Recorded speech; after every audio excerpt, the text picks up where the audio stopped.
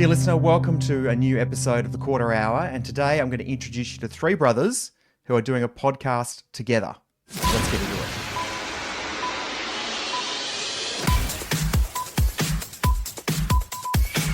Three brothers from Perth who host the MacPack podcast, and I've got all three of them at the same time on the same microphone. Hi boys, how are you? Good, thank you, Wade. Thank you for having us on, man. Long-time listeners, first-time callers.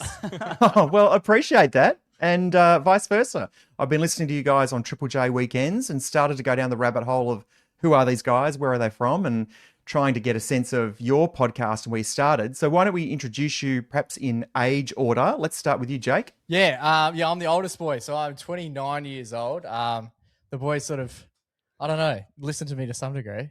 Yeah, he's the self-appointed leader. Yeah. Yes. As an eldest sibling, I can tell you, yeah, we do self-appoint ourselves as the leader. That's our role. Someone's got to do it. And Joe, you're next in line?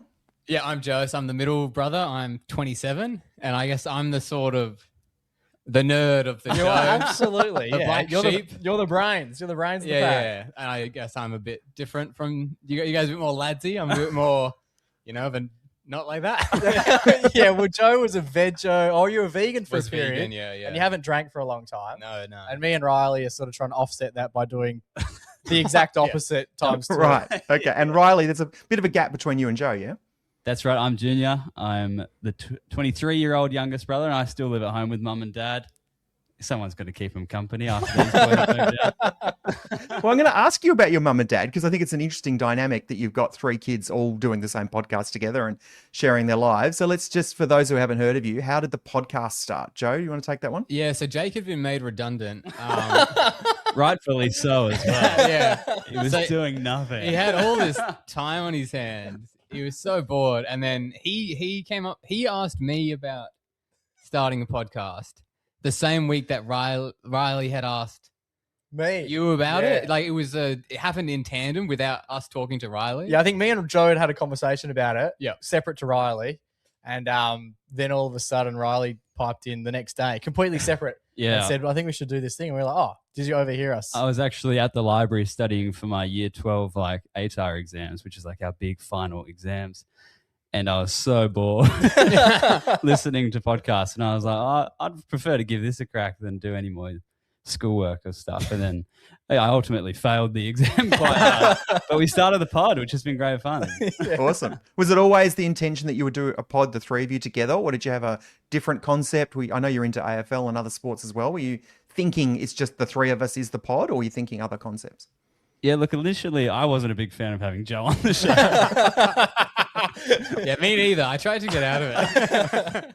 But it was very much, it was always going to be the three of us, was it not? It'd be awkward if it wasn't. Yeah, I think that's a big question. Everyone's always like, how do you get along with your brothers? Or like, oh, I hate my... Yeah. And I'm like, yeah, me too. Monetize.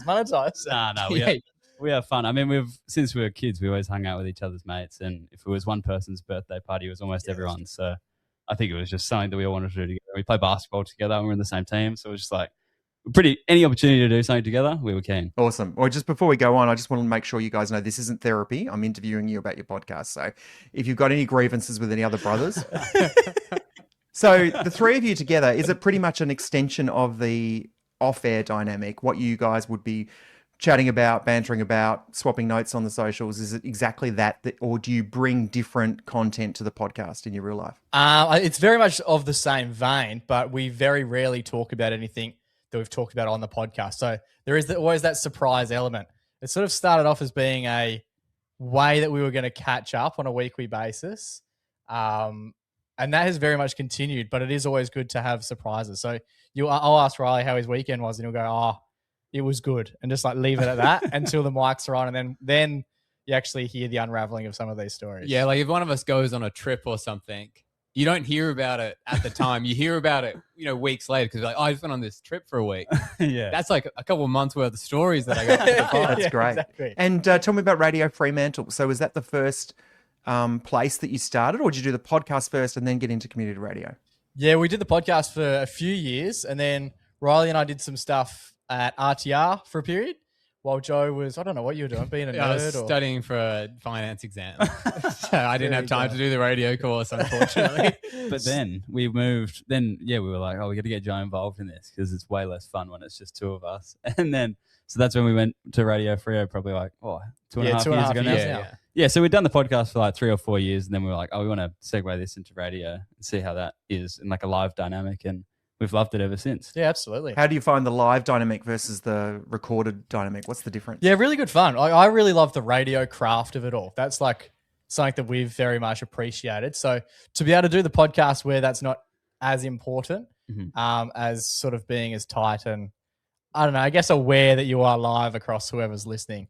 But that's the exciting element that I enjoy the most. Yeah, I think also like the hot potato-ness of it being live, and if something goes bad, like too bad, you have to just keep going. Yeah. Where if it's pre-recorded or if it's a podcast or something like that, you think, if you do something bad, you're always in your back of your mind like, oh, we could redo this. But when you're live, I thought it's almost better because if something goes bad, it's easier to like parlay that into something good. Yeah. And that tends to usually be like the funniest bits or whatever.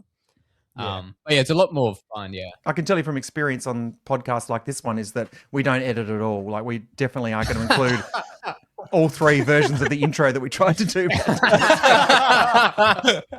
Hey, so let's just get a sense of this in terms of like what your parents think. Like there's 3 of you and you're kind of sharing openly your lives, and you've all got different lives and you're at different life stages. But what do mum and dad say? Are they pretty much, I mean, I know Joe's a bit of a nerd and he's got degrees to fall back on. I'm trying to be polite here. What do they think of you doing this? Do they see this as something that you guys can do as a job, or is it just a side hobby? Yeah, I mean, we all work full time as well as doing the pod and the radio and all that stuff, and they love it. They're probably our biggest 2 fans. I think when we were on Triple J the other morning, we were on air, or it was morning over here, so it was like 3 hours, and then they listened to the whole show and are messaging us through the show on the text line and stuff.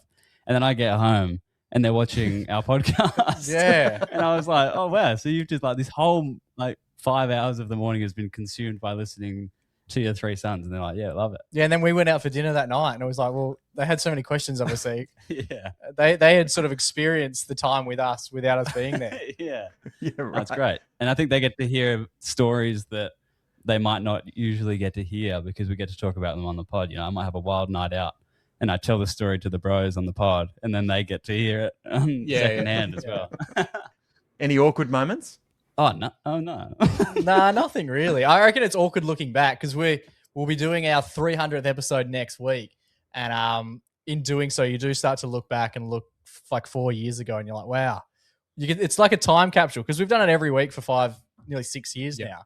It's served as quite a time capsule as to like the first time Riley went out drinking with his mates when he was just turned 18, to like 21st parties that Joe hosted here, to all sorts of stuff. Like, yeah, when we got our first stint on Triple J, for example, there's been quite a nice, I don't know, I guess, record of everything sort of taking place. So it's awkward to look back. Yeah, sure. How did the Triple J opportunity come about? So we were doing the community radio stuff, and then we had started sending around our demos and that sort of thing, hoping to mainly just get feedback from people to improve what we're doing. Because obviously, with a lot of the stuff, you sort of do it and then you post it, and people might like it.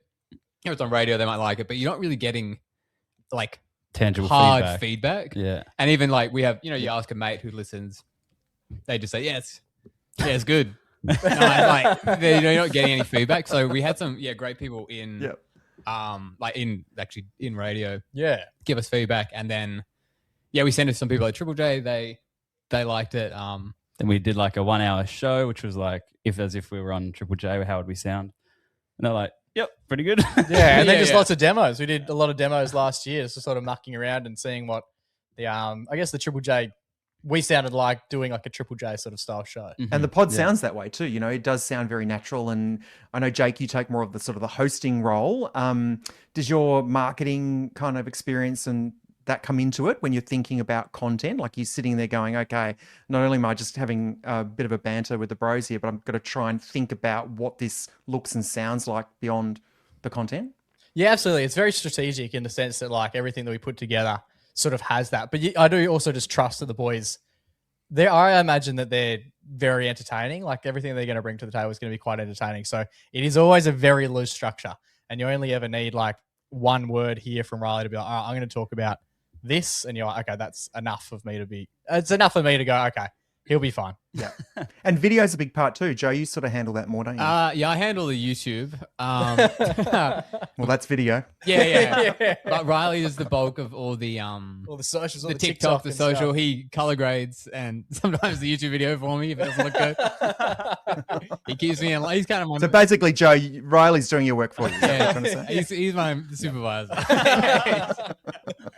Yeah, I cut up the TikToks and stuff. I studied like film and TV at uni, so I've always been in editing softwares and stuff. So I love doing that stuff and creating like a 10-minute long story and then cutting it into 1 minute is challenging, but you usually get the best bits, and that's what resonates the most. Yeah, I studied math at uni, so I help out with the taxes. Exactly. Joe's head of procurement. Joe does all the orders. This sweater I'm wearing right now. It is interesting because I was reading your degree is is it actual science? How do you say it? And like an actuary. Actuarial science. Yeah. Yeah, like an actuary. Yeah. Yeah, I can't even say it. So good luck to me trying to understand what it is. Yeah, it doesn't come up a lot. Yeah, there's not much actuary stuff that we've ever discussed over the last few years. Maybe next week. And Jake, tell us about the pack. So they're your listeners. Have you deliberately or strategically decided to create a community aspect with the pod, or has it just come about by accident? Yeah, I think it's probably just grown over time. We've sort of sensed that people enjoy being a part of the pack. Everyone that listens to the show, we have a really, really supportive community, which is always pretty shocking because, well, not shocking, but we're just hanging out. We're just brothers hanging out, and the fact that other people will get the opportunity to listen in is it's really nice to think that they see some sort of value in basically eavesdropping on our conversations, which is nice. Yeah, and the best feedback we get is when people say, when they listen to us, they feel like they're our mate hanging out with us. So it's kind of like we're all part of the pack. Like there's always a fourth member sitting there listening. Yeah, 100%. Nice. And you get feedback from all parts of Australia and around the world. Where are you most surprised to get people listening from? We've got a lot of fans in Ireland. We have Irish heritage, so Dad's family's all from Ireland, and I'm always shocked about how many cousins and whatnot are commenting or sharing or messaging us and being like, "Love listening." Yeah, I mean, we've never met them, but like they know a lot more about us than we know about them. Yeah, awesome. And tell us about your plans for the pod. Like, do you think this is a pod that you would like to keep going, or if someone walked up tomorrow and said, "Hey, we'd love you to do breakfast radio somewhere," that's kind of the aim. How are you seeing your future direction with this? I think we'll always do the pod regardless of what's going on, because I mean we've been doing it for 5-6 years now. Yeah. It's kind of good to think, okay, maybe in 20 years, if we do it every week, we can go back and listen to essentially everything that's ever happened in our lives. Yeah, it's like which is nice to have. Like, if I always think, like, you know, if one of these guys like died or whatever, it would be really nice to have. Well, I just think like I have hours of us having fun together that I can listen to. Yeah, that's like true. I think less about the mortality of my brothers, but yeah, no, like Jake said, it's a cool time capsule to have, and obviously we're keen for any opportunity if we can do this more and more. I mean, it's just hanging out with your brother, so it's so much fun. But yeah, we just want to keep doing it. And at the moment, we do a bit of radio, and then we do the podcast as well. And while they are probably similar, there is definitely differences to them. Yeah, it's cool to be able to like know what kind of content would suit better for the podcast and what would be better for broadcasting to Australia as well on the airwaves. Hey, what do you guys listen to? What's your inspo? I know you've had Will Anderson on the pod. You've had Tim Blackwell on the pod in past episodes. But talk to us about the radio or the podcast that you listen to. What do you derive some enjoyment from? I think like many people in Australia, Hamish and Andy were very much what we listened to growing up. And then, I don't know, me and Riley in particular really listened to a lot of the Kate, Tim, Marty period that Tim was on Nova. And obviously we still listen now, but there's just like this time capsule of the years from like, I don't know, 2015 through to like 2020, 2021. Yeah, anyone who's big fans of Tim Blackwell, if you go on the Ricky Lee and Tim feed on Spotify and scroll all the way back, you'll find shows from 2016. Wow. Yeah, and we still listen to them to this day. Like I listen to them on the weekend. Yeah, it's so good. And then also Jake found some like 8-hour-long bits of audio of Hamish and Andy shows from when they were doing their happy hour in 2014. So I've been listening to lots of them as well. Awesome. That's great to hear. And Tim listens to the pod, so he'll be happy for the shout out too. Oh, there you go. Hey guys, thanks for coming on the pod. good luck with everything that you're doing. As I said, you're on Triple J. What's the time slot for Triple J? It's different for the West than everywhere else. What is it? So we're nationally from 11 till 2 when we are on the weekends, and then we're doing a lot of stuff overnight still. So that is, what time is that? I don't even know. It is 11 till 2. p.m. till 2 a.m. Also, it's still 11 till 2. How did I forget? They love us on the 11 till 2 slot. yeah. Sometimes they'll mix up whether or not it's AM or PM. Yeah, We'll just hope we rock up at the right time. Awesome. Well, congratulations. And as anyone in radio or podcasting will tell you, it's all about the flying hours. So keep up as many shifts as you can get, whether it's at Radio Freo or on Triple J or anywhere else you might pop up. And congratulations on getting to 300 episodes. A lot of podcasts don't get past 3. So you got to getting to 300. That's fantastic. And good luck with everything you're doing in the future. Too good. Thank you so much, Thanks. mate. Appreciate it, mate. Thanks for having us. Pleasure. That's the MacPack from WA, and you can hear them on Triple J. And you can also listen to their podcast and join the pack, their community as well. And it's great to see some young talent, particularly coming out of the West. I'm not sure we've had many great shows coming out of WA, not because there's a lack of talent, but obviously over that way, things are a little bit different in terms of getting their message across to other parts of the country. But now with podcasting, it doesn't matter where they are. And those boys have something special, and I love their dynamic, just the banter, the fact that they're at different life stages and they bring those stories into the pod every week. So check out the MacPack. Okay, tomorrow we're going from fresh talent to, I'm going to say reheated talent. He'll hate me saying that. Ronnie Stanton, who was with Hot FM in Townsville, Nova in Melbourne, is now in Toronto.